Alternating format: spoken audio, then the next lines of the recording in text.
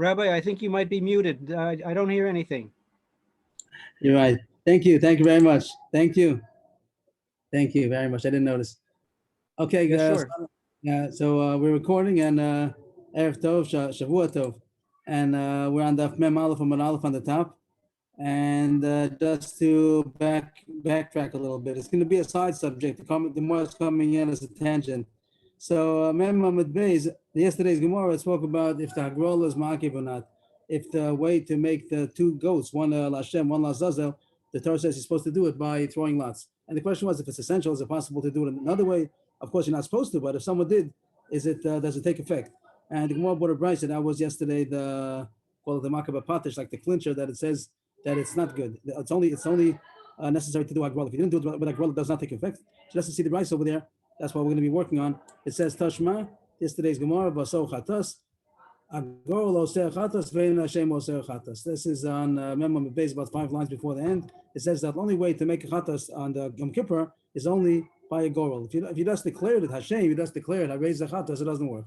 And over there it said you might have thought of Kal V'chomer that it should work because the Malkum Shalom Kiddush Hagol Kiddush Hashem, Malkum Kiddush Hagol Le'nedin Shei Kaddish Hashem. Other places no such thing as a gorol, as we're going to see right away. We'll get into the subject that Rashi brings cases of all kinds of pairs of birds, kine, zavin, zavos, yoldos. There are cases we have a pair of birds, one is a chatas, one is an ola.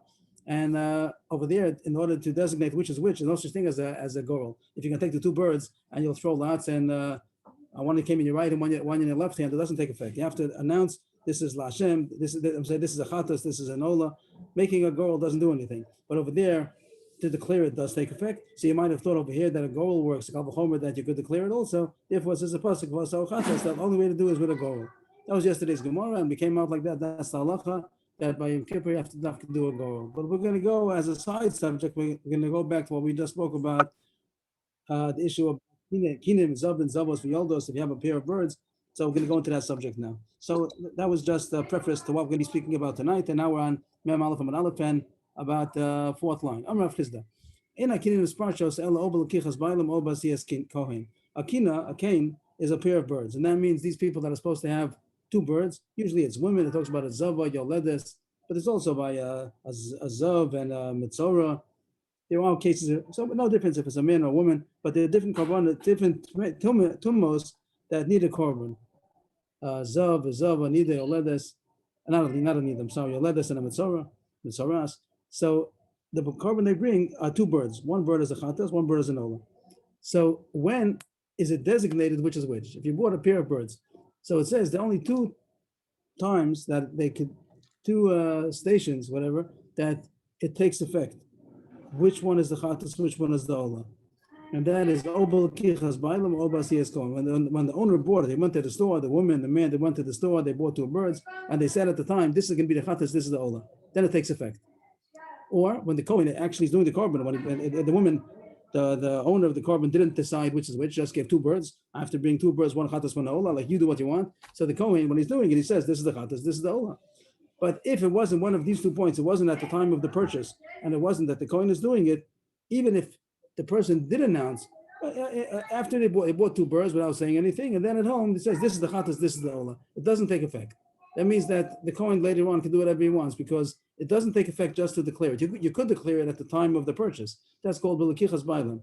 The word, just to say the words inside, Amar Chisda, Eina kinim misparshos, the kinim means the pair of birds, are not designated. It doesn't become designated which one is which only by the time of the purchase. If when the owner bought the birds, he said which one he wants to buy for what. This is a chatas, this is an ola. Then it takes effect, and the kohen can't change it around.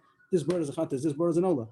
But if he didn't do it at that time, then it doesn't take effect until a siyas kohen, until the kohen actually does the korban, and then he's going to do this is a chatas, this is an ola. But the fact that somebody, the owner, would have declared that this is a chatas, this is an ola, not at the time of the purchase, in between the purchase and the actual doing of the korban, it doesn't take effect. The big chiddush, we would have thought he said I raise a chatas, I raise ola. Why doesn't it take effect? But that's what he says. It doesn't take effect.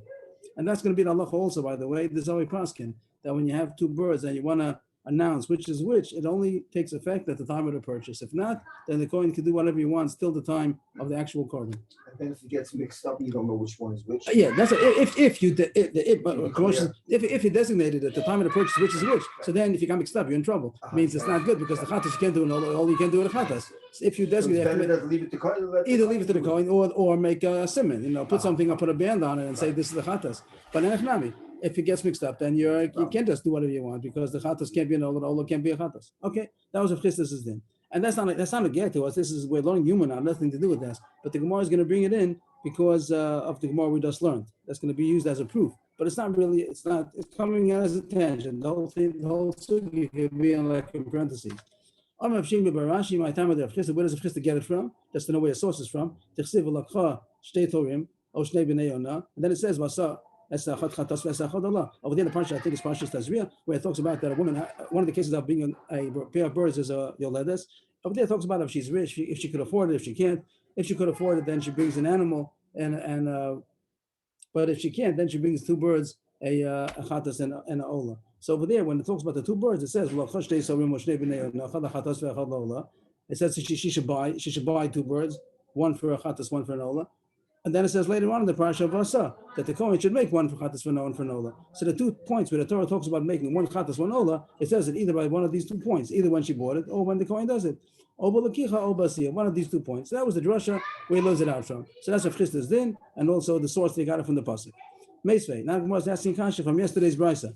So we're going to go over the brisa we learned about Yom Kippur, and there talks about this halacha about having 2 birds and making a gorel on it. Does it work? We're going to say there's no such thing as making a gorel. If when the woman takes the 2 birds, she's going to take the 2 birds and then make a gorel, which is which. Nothing happens. Doesn't take effect. So that's the more reads down the brisa. Meisvei, akasha from a brisa on what we just learned. It says in yesterday's brisa, vaso chatas by Yom Kippur. It says that 2 goats should be declared, but with a gorel to make it a chatas. The pasuk says vaso chatas means this is the only way to make it a chatas. The way the pasuk just finished saying with a gorel, you throw lots on the 2 goats. That's the way you're kobeya, which is a chatas, which is the ola. But ein Hashem mosa chatas. If you just would have declared verbally, harei chatas, this is the one which is Lashem, and this is the one Lazazel, it doesn't take effect. Very nice. But then the brisa says, why do they need a pasuk? Because I would have thought there's a kal v'chomer that it does take effect. That a kriya shem to announce it, to declare it, also would have taken effect with a kal v'chomer. Sheyochel, I would have thought, it should be a kal v'chomer that if gorel works to make the 2 goats designated which is which, then kal v'chomer, if you verbally said so, it should take effect. Why? Uma b'makom shelo kiddush hagorel, kiddush Hashem, makom shekiddush hagorel, and adin shekiddush kaddish Hashem. As Rashi explained yesterday, that karbonis, that like this case of Zavin, Zavos, neither Yoledes, Metzora, this case we have 2 birds. Lo kiddush hagorel. There's no way, if you make a gorel, it doesn't take effect. If you can have these 2 birds and throw lots on it, which is which, without verbally designating anything, nothing takes effect. A gorel doesn't make any kind of effect on the 2 birds. But kiddush Hashem, if you announced, you said this is a chatas, this is an ola, it does take effect. Malcolm shekiddush hagorel and adin shekaddush Hashem. So by Yom Kippur, when the Torah says that a gorel does take effect, then maybe you think kal v'chomer that the declaration would surely take effect. That's why you need a pasuk to say no, it doesn't. Talmud lomar vaso chatas. By Yom Kippur it says dafka by the gorel is a way to make it into a chatas and a azazel. A gorel ose chatas vein Hashem ose chatas. Dafka the gorel and not any other way. That was the brisa. But what does the Gemara want to extract from this brisa? That it spoke about making a gorel on the 2 birds. Gorel is not talking about when you buy it. The gorel seems to be talking the same way you make a gorel on the 2 goats over here by Yom Kippur. So the same case. If you take the parallel case that we would have applied to the 2 birds, it would have not been at the time of the buying or the time of the doing. It would have just been that you took the 2 birds after you had bought it, then you should throw lots on them, and that means that that by throwing lots doesn't help, but declaring it does help. The fact that the brisa talks about throwing lots in contrast to declaring, and throwing lots is not when you buy it. The throwing lots is after you've bought it already. And it says that you can't throw lots, but you do declare it. That seems to imply that you could declare it even if it wouldn't have been at the time of the purchase.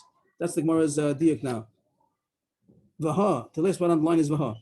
Vaha, hacha. This case, the lavashas lakicha, lavashas asiyahi. If it talks about making a gorel, the gorel is not when you buy it, and it's not when you do it, not when you're actually bringing the korban. It's in between. And it says, v'katani the korban. It says that if you declare it, it does work. If you make a goal, it doesn't work. But if you declare it, it does work. So the Gemara thinks it has a kasha on Rav Chisda.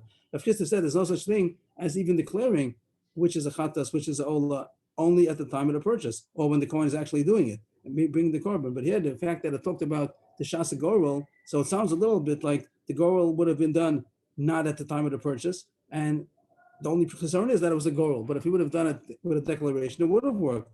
So this seems to oppose Rav Chisda's position that there's no such thing as taking effect, a declaration taking effect on the birds if it's not b'shas lekicha, if it's not at the time of buying it. So we're challenging Rav Chisda's statement from the Brisa.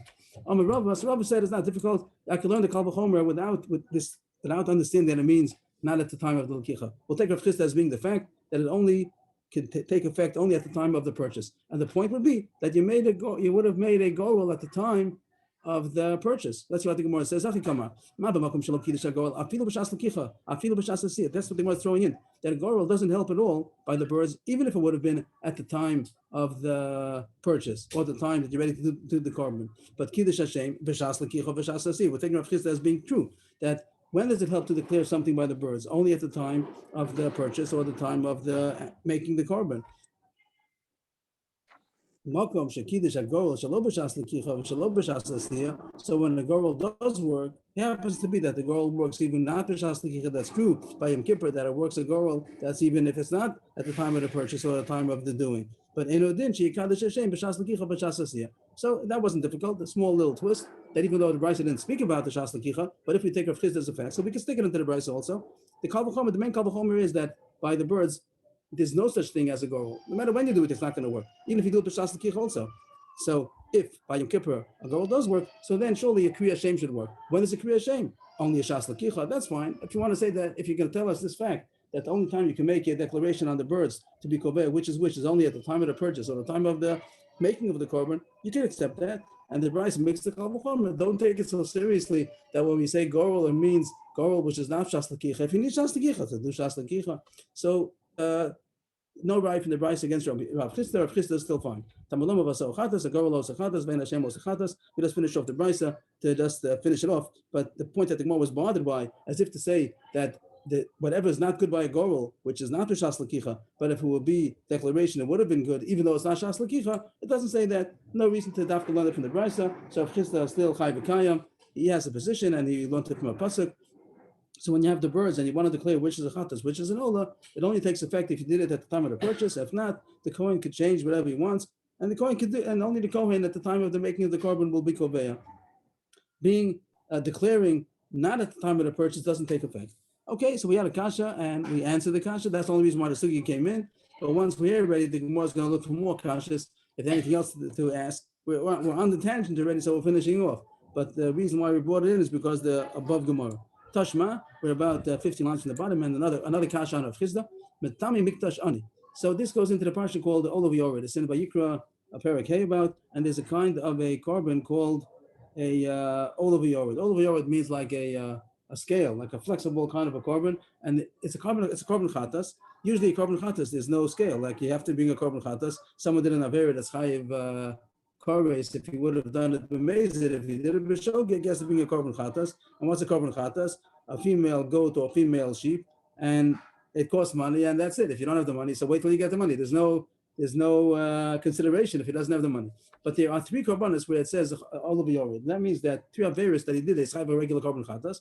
But over there, the Torah says, doesn't say why these are exceptions, but it says by 3 averis over there that if he doesn't have money, he brings a cheaper korban. It's cheaper korban, kind of a korban chatas. And that is, the 3 averis over there is, what is it called? Shvuas Bitoy, and there's also Shvuas Eidus, and Tumas Mikdash V'Kadasha. What they are exactly is not our subject right now, but the one we're talking about is Metame Mikdash. If somebody was Tameh and went to the Beis HaMikdash, or he's Tameh, ate Karbanis, so he's Chayiv a Korban Chatas. If he did a B'Shogeg, he's Chayiv a Korban Chatas. And over there the pasuk says, if he's poor, so instead of bringing a Korban Chatas, which is a female sheep or goat, he could bring 2 birds. The Chatas and Ola. This is the case of the 2 birds, Chatas and Ola. And if he's even cheaper, if he's even poorer, then he can bring even a meal offering. That's called a Minchas Chote. There's a kind of a sin offering, which is a meal offering, which is even cheaper. That's the pasuk over there.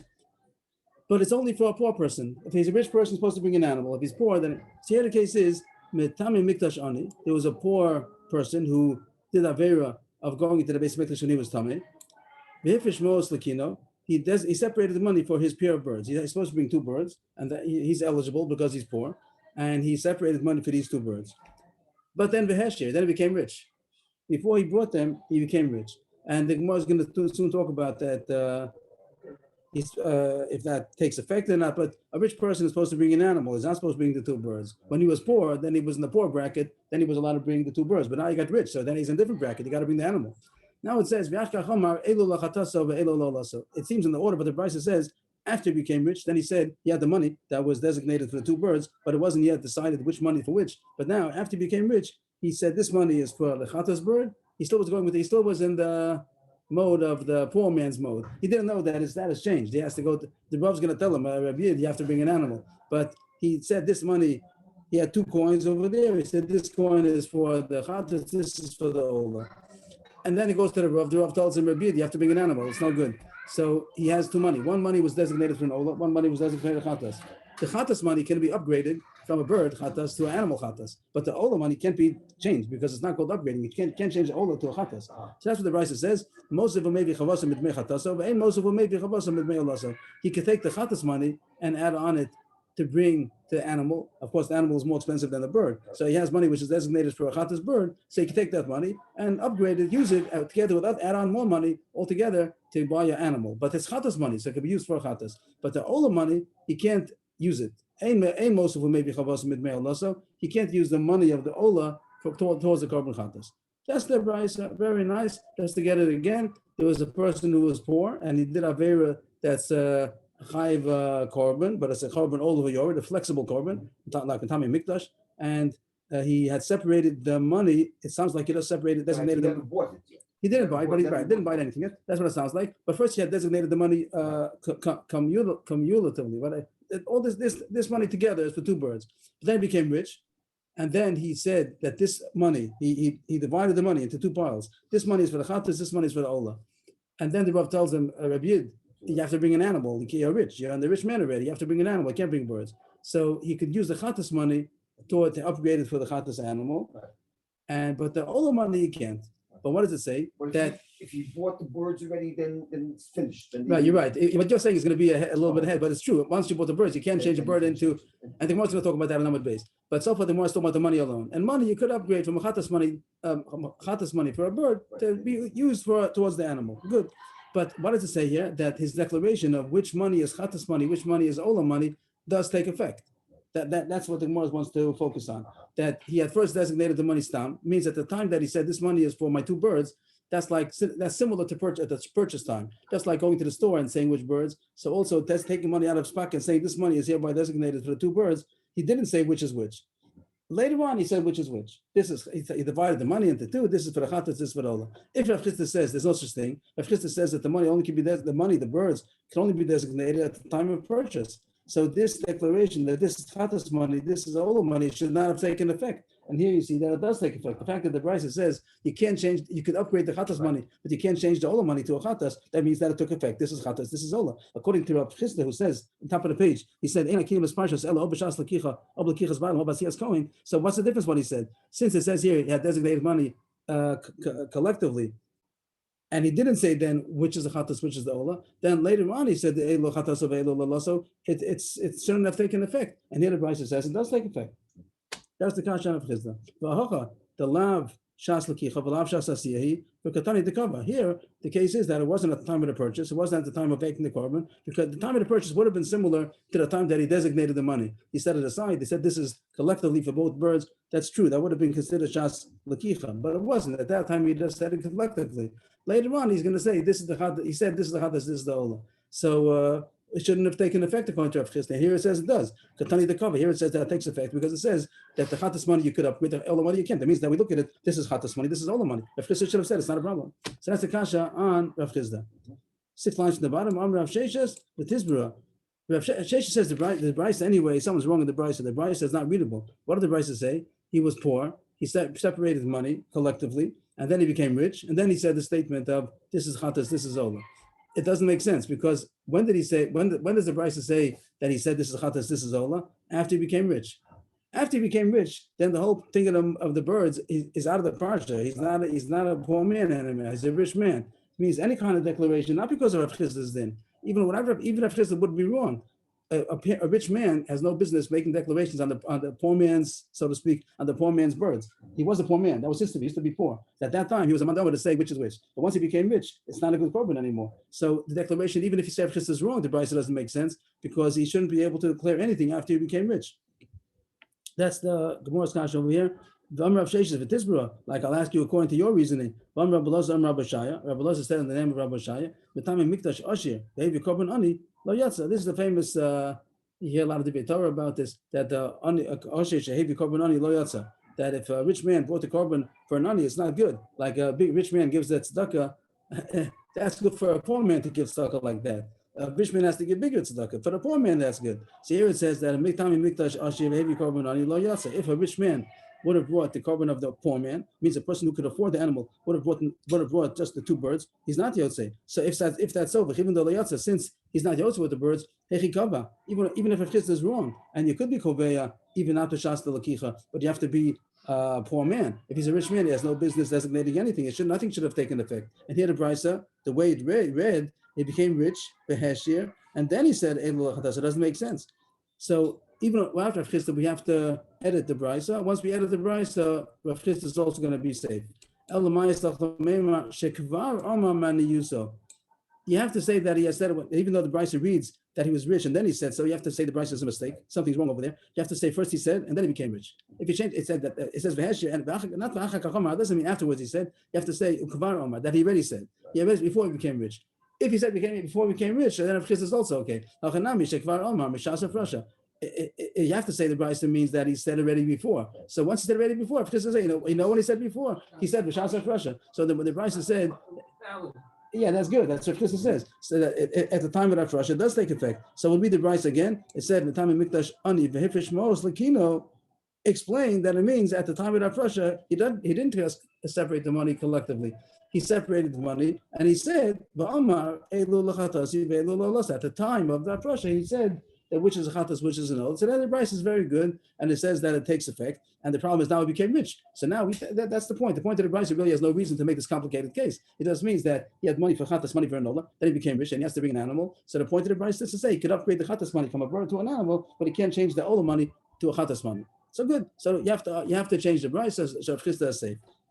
But the Gemara on the bottom line says that this, you only proved it according to, what do we say? Rabbi Elazar Amar Rabbi Shaya. That was 5 lines up. Rabbi Elazar Amar Rabbi Shaya said that a rich man who brings a poor man's korban is not Yosei. But that's not so simple. Rabbi Chaga, the bottom line, Rabbi Chaga Amar Rabbi Yoshia, some say Rabbi Shaya, he says Yatza. There's a machlokas about that. Some say that the rich man, we'll see soon about a Mitzorah, but in this case, there's a machlokas. Some say that the Tami Mikdash, these all of the Yored korbanos, the fluctuating korbanos, that rich man has to bring an animal and the poor man can bring less, and the poorer man can even bring less.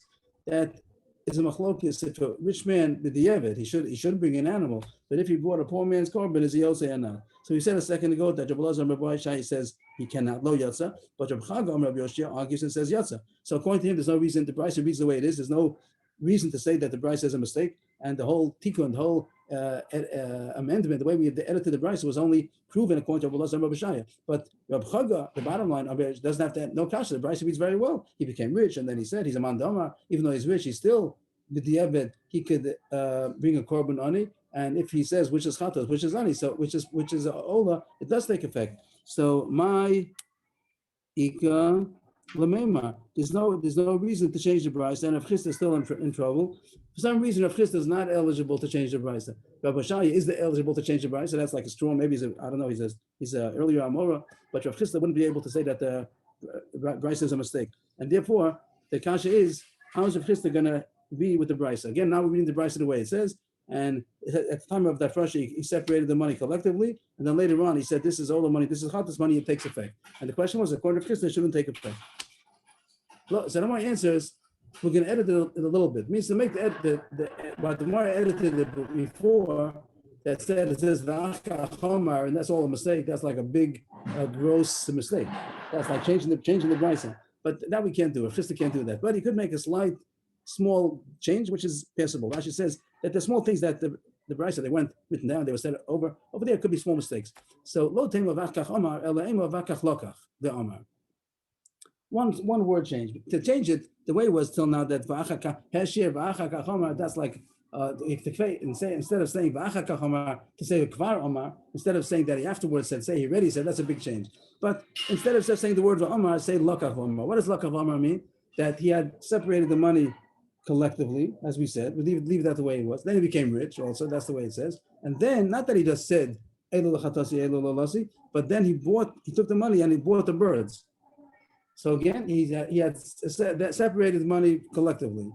And then he became rich. And then he went to the store and he bought the two birds and he said at that time, this is a chatas, this is an ola. That's what Chisda said, that's called chas lakicha. It's true that if he wouldn't have yet what he just designated money and said he's declaring on the money, that's called that it's not called the shas lakicha. It's already he had designated money collectively, and now he's saying after the designation, now he's saying which is which. If Christopher says doesn't take effect, but if he goes to the store now with this money and he says this bird is for chatas, this bird is for no, that's what Christopher says. That's a good case to say that it does take effect because that's called shas lakicha. So we put in the word lokach instead of just saying v'achach omar. It means v'achach lokach omar. So we go back to the Brisa just to scroll back a second, and that. Isn't that what our version is in the second line? Isn't that what we're saying in the second line? Lakach dom. That's the Gemara talking. That's not what the Brisa. If you look on the screen, it says over here v'achach omar. We just changed that. The Brisa is now changing it. The Gemara is changing the Brisa. It's inserting the word lakach in between. The Brisa says achach omar, and then the Gemara says, don't read it the way it says, stick in the word lakach, and that you're allowed to do. The way the Gemara before on Amud Aleph, the edited the Brisa, it took out v'achakach and said it means a kvar omar. That's like instead of saying afterwards, it says it was already. That's like a big change. Right. Okay.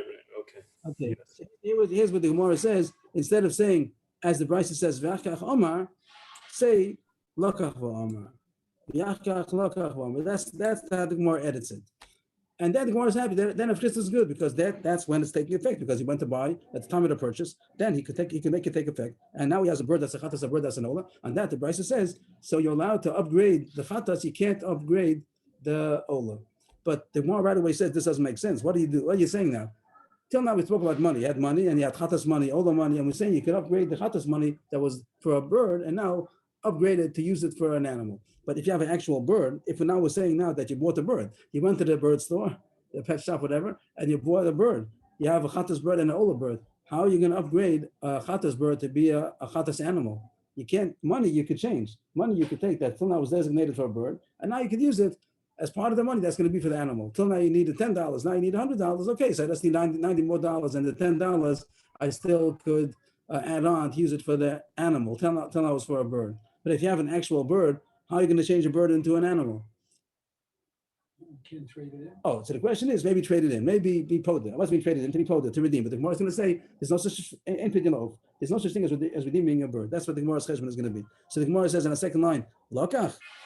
Mosif maybe chavaso. If you're going to say that it means lokach, like the Gemara is astonished, you're saying lokach. That means afterwards, what does it say? That on the chatas you're allowed to increase, add on money, and bring your animal. How do you do that? Mind you, how's that going to be that you're going to change a chatas bird into a chatas animal? The paraclay, you're going to redeem the bird, and with the money, you'll have now the $10 back, and you go to buy the animal together with the other money. But in Pidyon La'of, there's no such thing. It's a Mishnah Menachos, I think, that there's no such thing as redeeming a bird. Whenever we find about redeeming is always by an animal, but there's no such thing as redeeming a bird.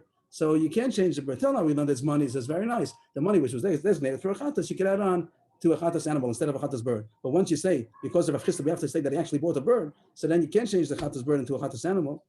Amra Papa, Kigon Shalokach Predachas. So Papa does a smart move over here. He didn't buy two. Yes, please. Somebody? I'm not sure. I thought I heard. Okay. So Gemara, Papa says how it's going to work it out. He didn't buy two birds. We're going to go to Aster of Chisda that he bought birds, but not two birds. He bought one bird. And the point is going to be that whatever he bought, the rest of the money is now automatically for the other partner. Means he's supposed to buy chatas and ola. He has money collectively for chatas and ola. And he goes to the store and he bought one bird. So it's true, the bird, that's a bird, whatever bird it is, that's it. You can't do anything with it anymore. But what is the rest of the money? So now it's going to be the opposite. If he bought an ola, then the rest of the money is chatas money. So the chatas money, now he could upgrade to animal. Still money. It's still money. Right, but it's chatas money, and does take effect. This, even though Chisda said it only takes effect during the purchase, here there's a purchase. There was a purchase for one bird, so the other money automatically becomes designated for what it's supposed to be. But if you bought it with the money of the two monies, of the collective money, you bought a chatas bird, so then the leftover money is ola money, and that ola money he can't use it anymore for the chatas animal, because he can't use ola money for. So we use a very smart move, like a fancy footwork over there that Papa accomplished, that he made the shas lakicha. He made that you're buying birds, but he wanted to make that he should be able to make the chatas bird into a chatas animal. How do you do that? So he said, no, he bought one bird. And what the Brisa means to say is that when you bought one bird, so it's called shas lakicha, and it takes effect both on the bird, on the one you bought, and also on the leftover money automatically becomes for the partner. So, and the Brisa means to say that if the leftover money is chatas money, how did that happen? Because you bought an ola bird, so then the other money becomes chatas money that you could use for the chatas animal. If you would have bought a chatas bird, then the leftover money is ola money, you can't use that. So beautiful. So the more answers, the word preda means one bird. Cain is a pair of birds. A preda is one bird, a single bird. So he didn't buy Cain. He didn't buy two. He had money for two birds, but he bought one bird only. If he bought an ola bird, so then the rest of the money is chatas money. So then he could upgrade it to buy an animal. Even though until now it was designated for a chatas bird, now that he became rich, he could use it towards the chatas animal. But and the high ola azla lenadav. It's true. The ola you can't use. The ola it can't be used anymore. He's not chayv ola. So that you give to nadava means that's going to be a voluntary korban now, because you can't use it for what he needs it for his chiyuv. But chatas zavan, if the one bird that he bought was the chatas bird, so then the other money automatically becomes ola money. Ain't most of them maybe chavasa midmei ola. So he won't be able to use the other money from the leftover money for his chatas, because it's ola money, and ola money can't be used for chatas. Now both birds are going to be the ola bird is going to be what did he buy? He bought it. What did he buy over here? So then the chatas bird is a chatas bird which can't be used anymore. So then you just let it die. And ola money can't be used for the chatas either. So then you're going to have to buy an ola and a dava for that also. So very nice. So Rav Chisda, we finished. Means we have Rav Chisda said the statement. Just scroll back. Rav Chisda's statement was that it only takes effect over kichas ma'al mobas he is going, and he's true. We had two kashas on it. We answered both the kashas. One of them was a little bit fancy to get out of it, but the Gemara did succeed in getting out of it. And Rav Chisda is true that the kinim only take effect. Which one you want to designate to be a chatas, which one to be an ola, only at the time of the purchase, or the Gemara also talks about when you designate the money. That's also called when you put aside money. If as soon as you put it aside, you said which is chatas, which is ola, it takes effect. But if later on, after the purchase or after the designation, so then you're gonna say which is chatas, which is ola, that doesn't take effect. Only if you bought the birds, if you had the money, as the Gemara said, if you would have bought the birds, now you go to the store, and now it does take effect. If you didn't, so then Bazias Kohen, only when the Kohen is going to do the animal, and then it's going to not the animal, the two birds, then it's going to take effect which is which. And we had two kashas. It came into the sugya only Agav because the Brisa before the Agrola, but we also answered that. So if Chisda is good. Agav, we came into Machlokes now by Mitami Mikdash, all these cases of all of Yorei, the fluctuating chatas korban. If a rich person was supposed to bring an animal, if he bought the diabet, he bought the birds or a meal offering, is he Yotzei or not? We came Machlokes. We said Rabbi Lazar, Rabbi Hoshai said he's not Yotzei, and Rabbi Chagam, Rabbi Yoshia, some of course here also Hoshaya. Some have the same grace as before Hoshaya. Some say here the 5 lines up Hoshaya. Some say also here Hoshaya or Yoshia. Either way, so he says Yotzei. Machlokes, if a rich man would be Yotzei with a poor man's korban. The Gemara continues. Gufa. How many lines is that down? That's about 10 lines down. The last word on the line is Gufa.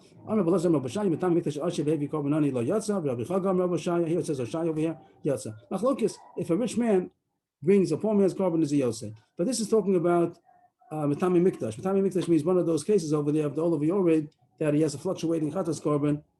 So Machlokes, if a rich man brought the poor man's korban, if it's Yotzei. And the Gemara Zakasha from the famous case of Metzora, this is, I think everybody knows this part, that by Metzora, there's a different korban for Metzora Ashi and Metzora Ani. A person who's getting out, he's purifying from his Metzora status after he became Torah, so their korbanos to bring over there says a difference if he's rich or poor. Also, a few places where the Torah says says a difference if he's rich or poor. And by Metzora over here, it's going to say that everybody agrees that a rich man that brought a Metzora's a poor man's korban is not Yotzei. Meisvei. Mitzvah ani shevi korban asher yatsa, asher shevi korban ani lo yatsa. By mitzvah, a poor mitzvah that went out of his way to bring a rich man's korban is yotze. He did more than he has to. But if a rich man brought a poor man's korban, he's not yotze. So that's the Gemara's kasha.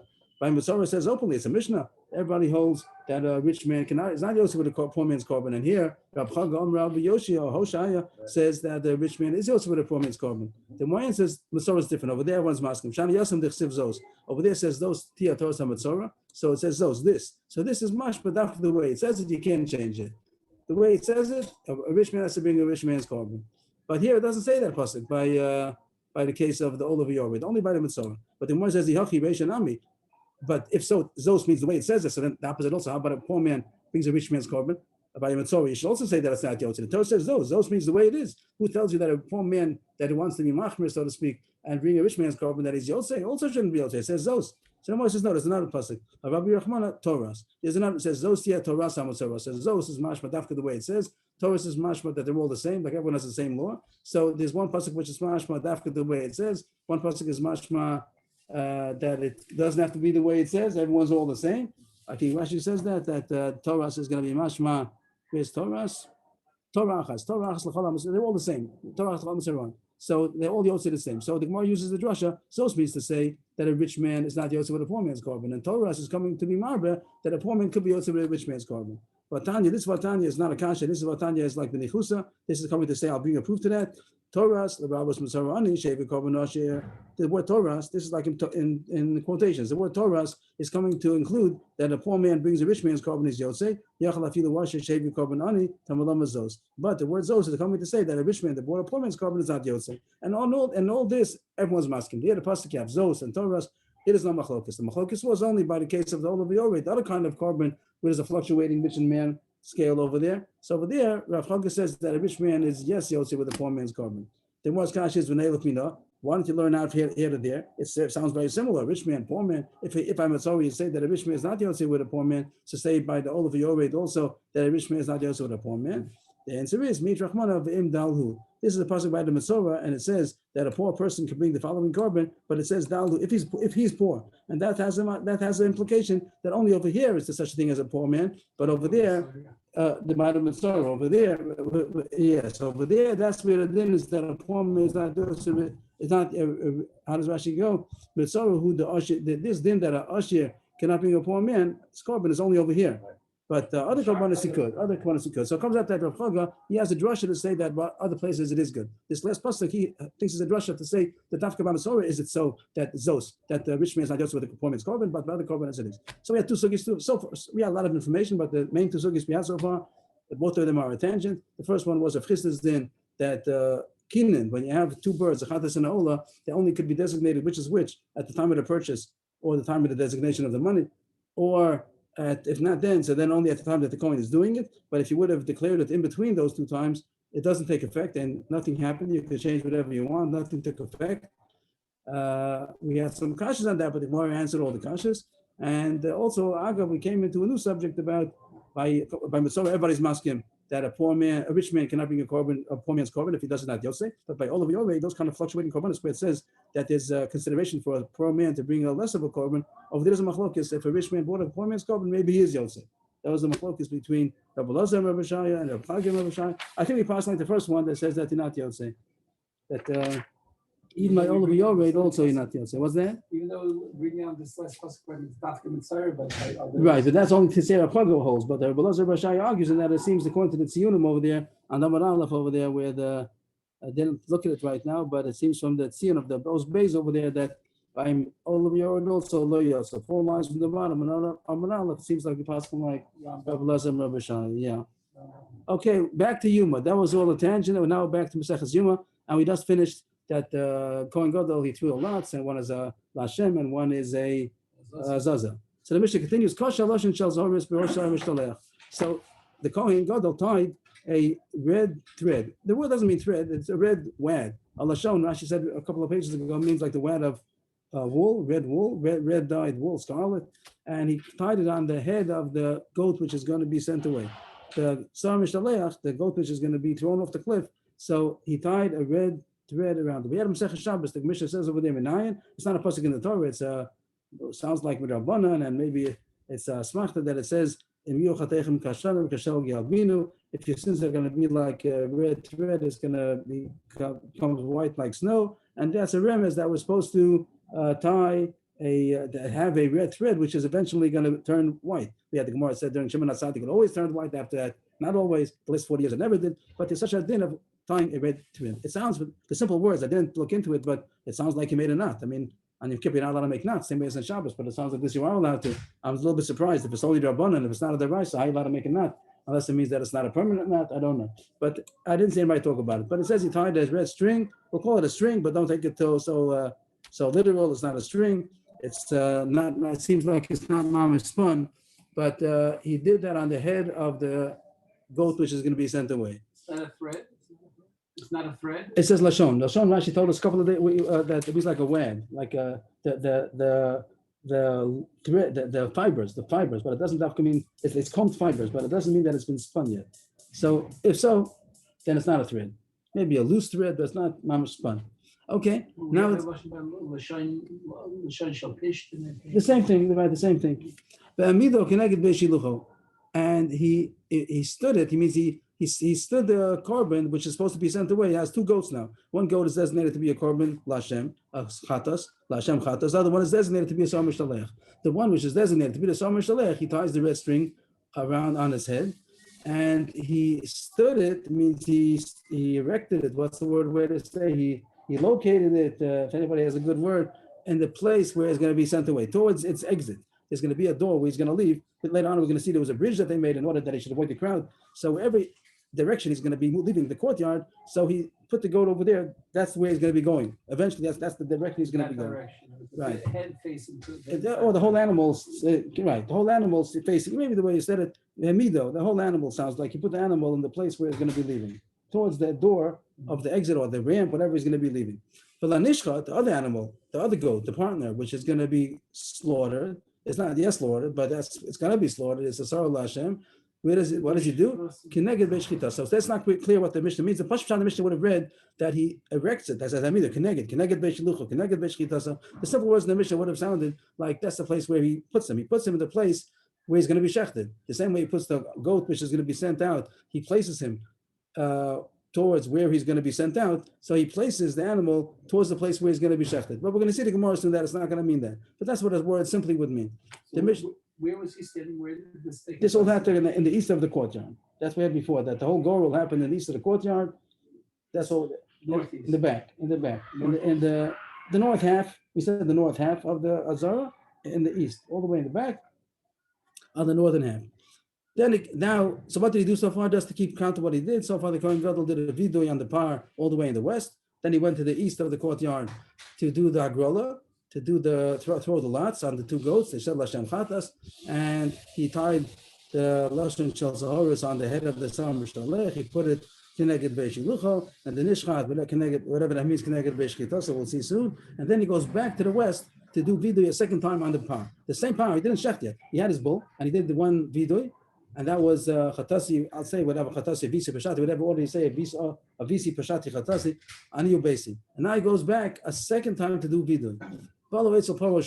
He came back to his bull a second time. It doesn't mean a second bull, they're not two bulls, it's one bull. He came to his bull a second time. For so much the other of love, he did smicha, he did his two animals, his two hands on the head of the animal, and it says Vidui again, the second time. This the Pasuk says. The Pasuk says two times. It says open two times on the same animal. It says Ana Hashem. Here it says in the parentheses, it says the way we do it. Chatasi Visi Pashati, but our Mishnah doesn't hold like that. So it says on the side, Visi Pashati Chatasi. That seems to be what our Mishnah holds. We don't pass like this. The minhag is to do Chatasi Visi Pashati. But either way it is, the first time he said, I'm my family. Now he adds on, I'm my family and the Bnei and the Kohanim. And then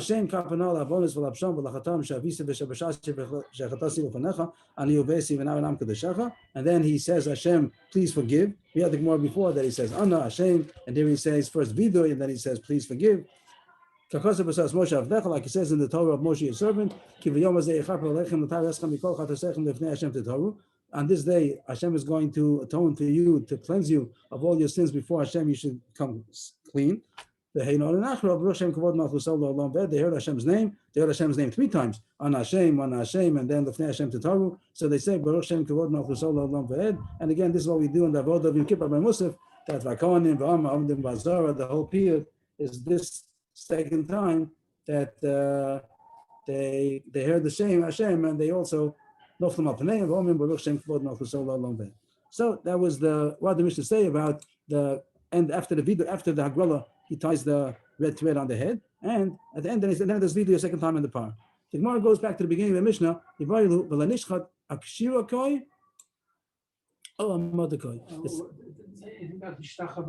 it doesn't say it over here. No, it doesn't say. It doesn't say. It's in the piyut, the big thing on the piyut. And we do korban b'shlachavim, and the Mishnah doesn't say that. It just says they say Baruch Shem. Interesting. Where's the source that it says korban b'shlachavim? The Mishnah doesn't say so. The Mishnah just says. They say Baruch Shem Kavod Malchus. So it doesn't say. That's interesting point. Where does it come from? That the Noflam Al Paneim V'omrim. Where does it come from? We make a big deal, but we're very dramatic by everybody's calling Mishnachim. Where does it come from? That's not interesting. Iboilu v'lanishchat. It says in the Mishnah v'lanishchat keneged b'shchita. So we're gonna analyze these words. V'lanishchat keneged b'shchita. What do those words mean? Does it mean on the kshira? Or does it mean on the mother? So the two pshatim are mamish worlds apart. The Gemara thinks that maybe the words mean that the animal which is supposed to be slaughtered, so they take another red thread and tie it around its neck.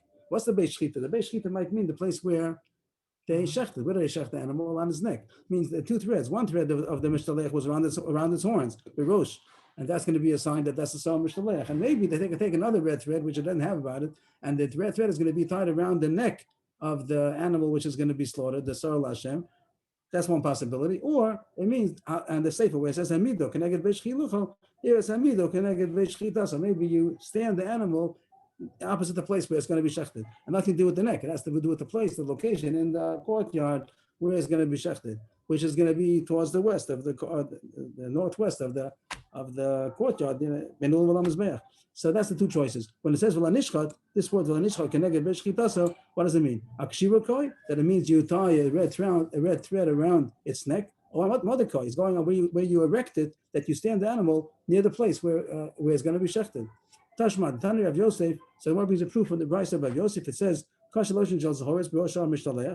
the same as the Mishnah. He tied a red thread in the head of the goat which is going to be sent away. And he erected it in the place where it's going to be sent away. So far it's word for word. But also word for word, doesn't say, no clarity yet, same as the Mishnah.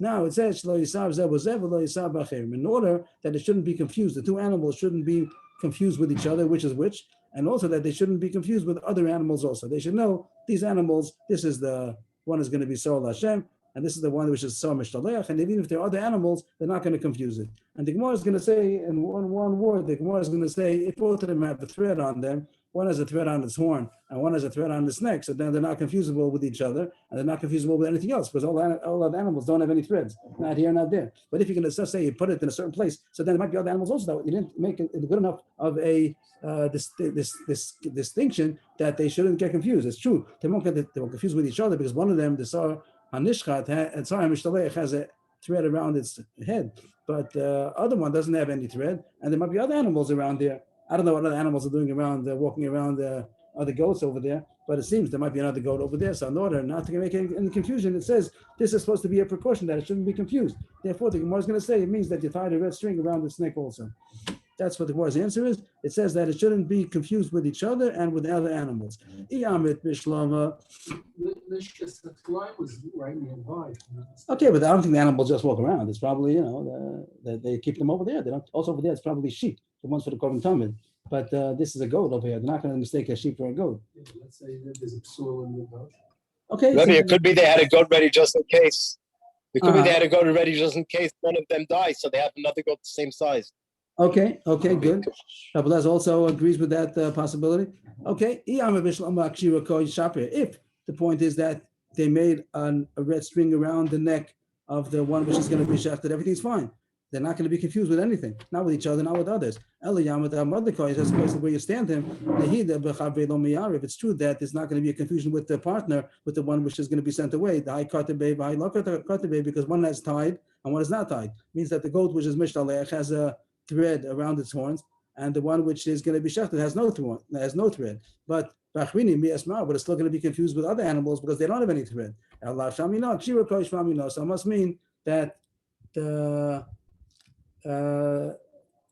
thread was put on the neck of the one which is going to be shechted, and that's the maskan. That's what the Gemara thinks found in the Mishnah. I don't think it's pashup pshat, but that's what the Gemara says that from the brayso that it must mean. So what they did was they put one, even though we don't usually talk about this thread, we only talk about the thread on the head of the mishtaleach that's going to turn white, but the other one that's on the head of the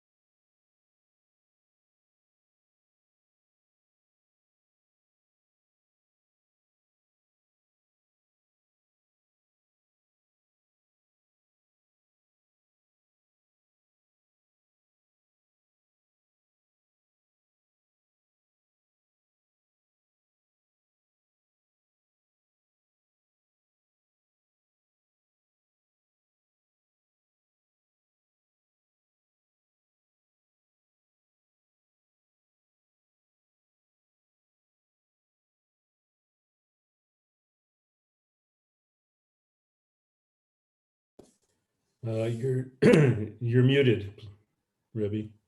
You're muted.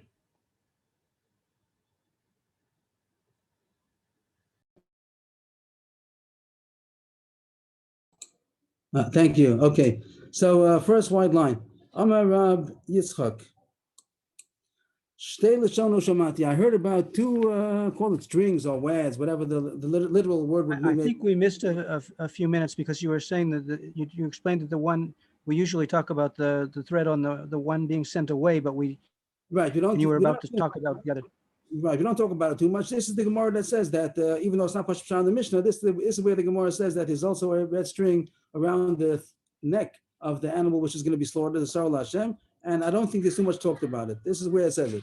So it comes out that there were two red threads. One was on the head of the Sarah Mishtaleach, and that's spoken about a lot.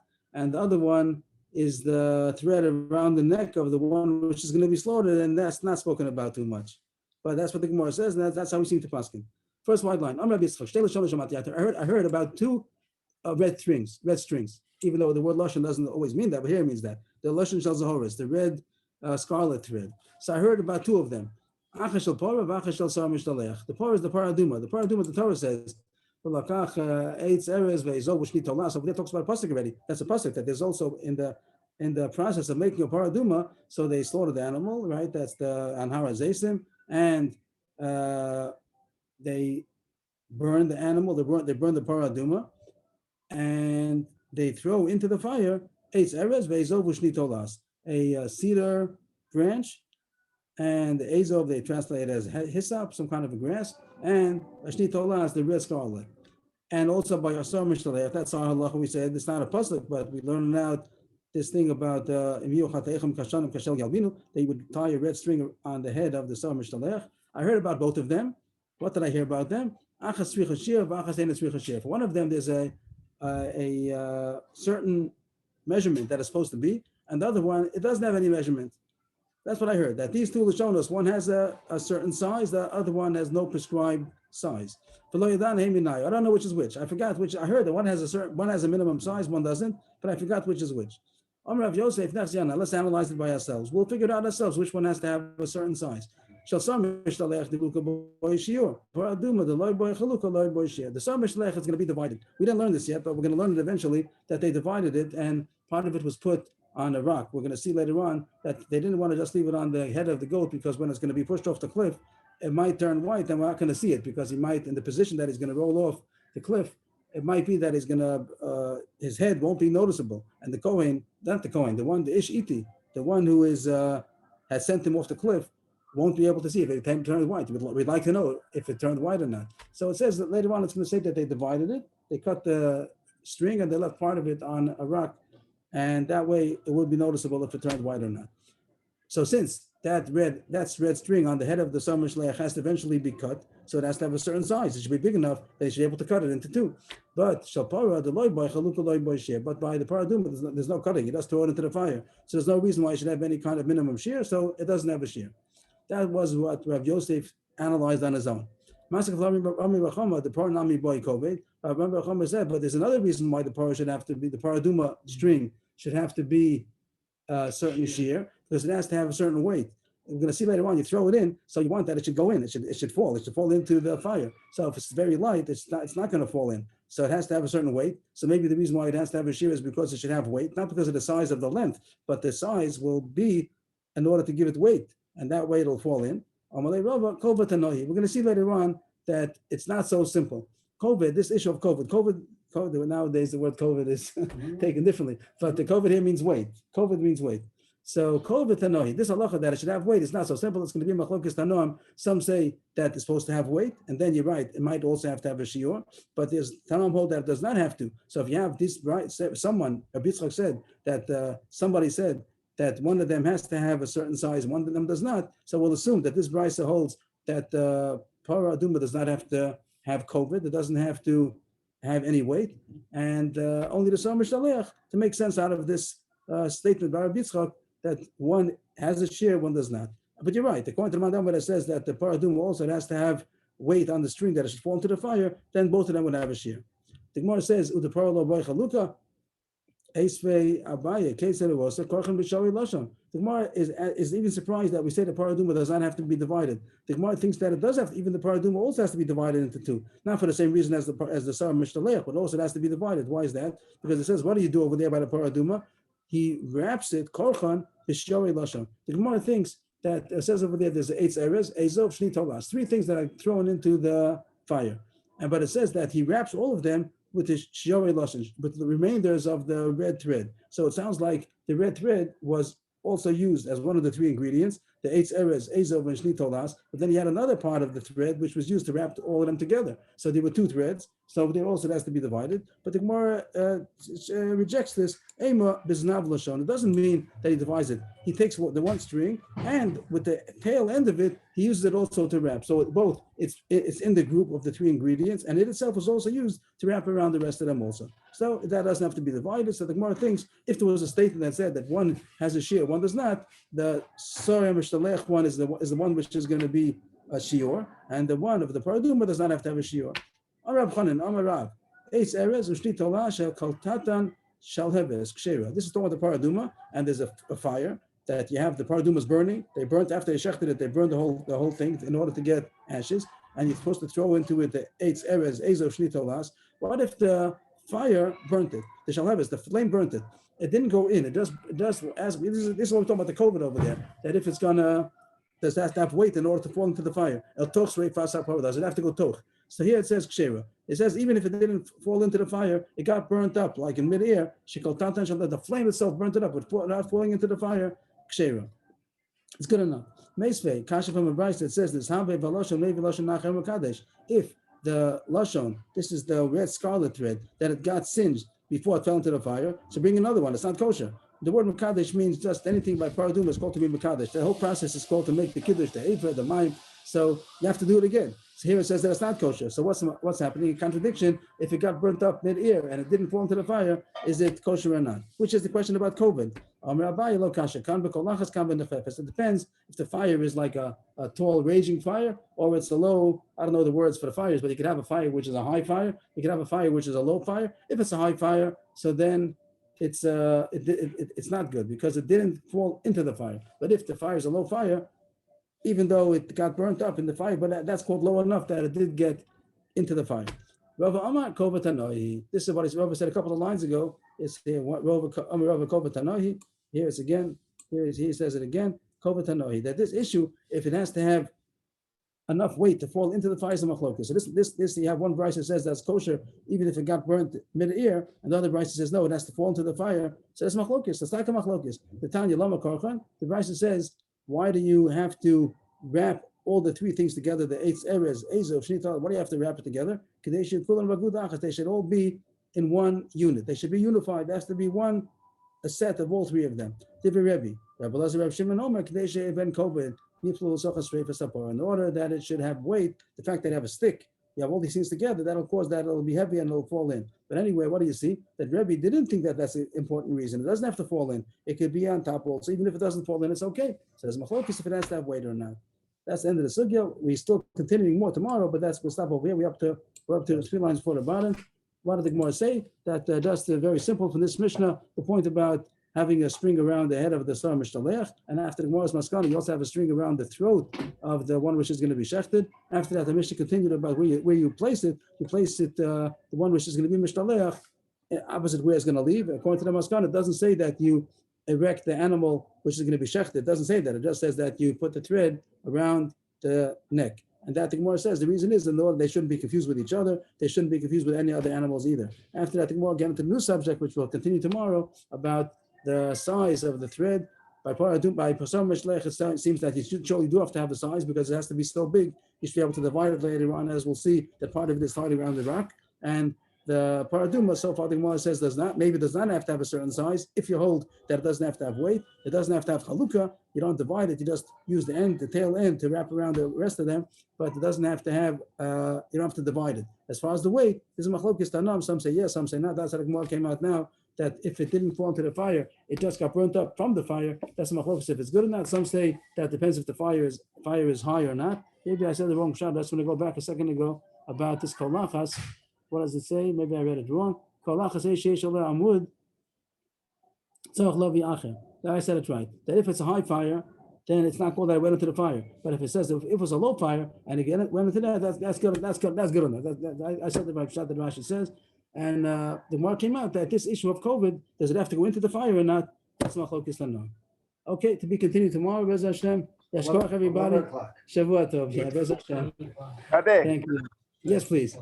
Yeah, I saw on Shabbos inside a very, very important Ramban in Achrei Mos that explains the whole Inyan we spent a lot of time on yesterday, which is the Inyan of Hagrola in terms of shame or the Hagrola or the Hanacha being Kovea.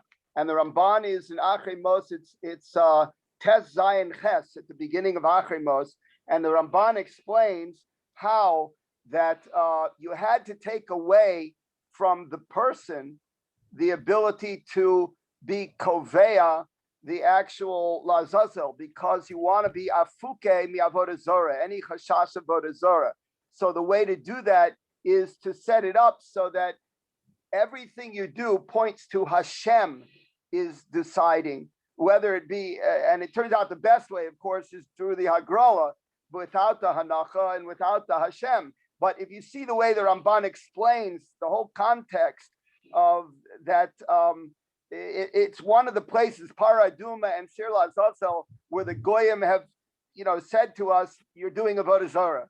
So intentionally, it had to be set up to be Lafuke from any chashash of that. And the Ramban explains it just beautifully. It's in Tes Zayin Ches in Achrei Mos.